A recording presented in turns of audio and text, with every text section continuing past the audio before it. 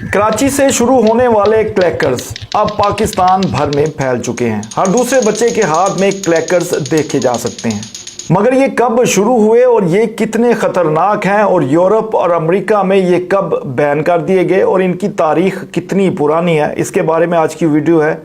तो चले बताते हैं कि क्लैकर्स आखिर कब शुरू हुए। 1968 में एक अमेरिकन बिजनेस ऑर्गेनाइजेशन ने क्लैकर्स बनाने शुरू किए।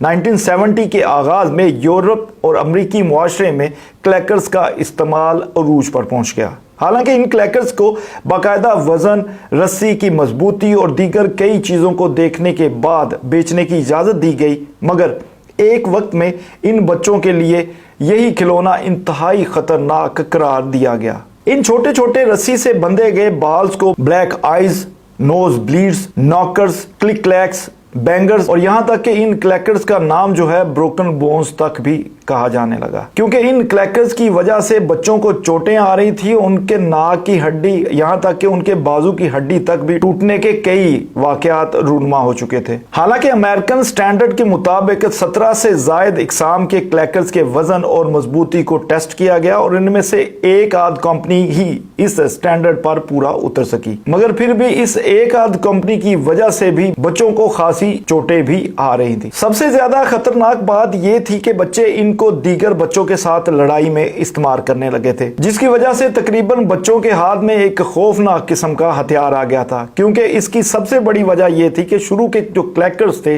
वो शीशे या ग्लास के बनाए जाते थे, मजबूत ग्लास के, लेकिन वो किसी हद तक टूट भी जाता था और इंतहाई डेंजरस भी होता था। इनकी वजह से बच्चों को जख्म लगने, चेहरे हाथों पर कट लगने, बल्कि कई इलाकों में बच्चों को अस्पताल तक भी ले जाना पड़ा। क्योंकि कंपनी ने शुरू में ग्लास क्रैकर्स बनाए, मार्केट में बेचे, इन ग्लास क्रैकर्स की वजह से कई मुश्किलात आई। इसके बाद प्लास्टिक के क्लैकर्स बनाए गए, मगर फिर भी यूरोप और अमेरिका में ये हजारों की तादाद में बिकने लगे। सबसे परेशान कुन बात यह थी कि ये सुकून के आदी लोगों के लिए इंतहाई परेशान कुन चीज साबित हो रही थी। 1971 में क्लैकर्स की वजह से 4 खौफनाक हादसे रिकॉर्ड हुए, जिसके नतीजे में अमेरिकन इदारे FDA ने नेशन वाइड वार्निंग जारी की।